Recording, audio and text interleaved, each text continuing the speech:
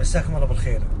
أنا توني واصل جدة، وفي كم سنابة حتنزل الآن، اللي يشوفها يقدر يساعدهم يساعدهم.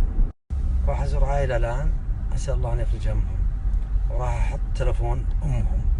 أسألكم بالله لا أحد يزعجها إلا اللي بيعمل خير، اللي مو بعمل خير. هذا واحد، وهذا الثاني، وهذه الثالثة، وهذا الرابع، وهذا الخامس.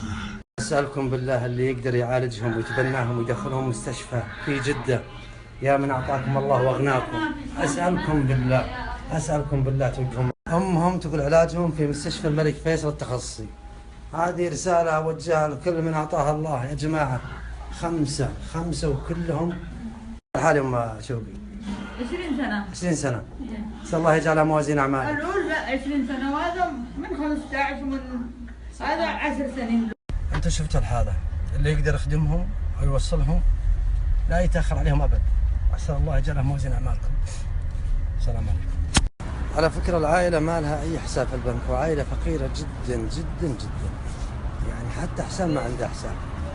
الله يعين.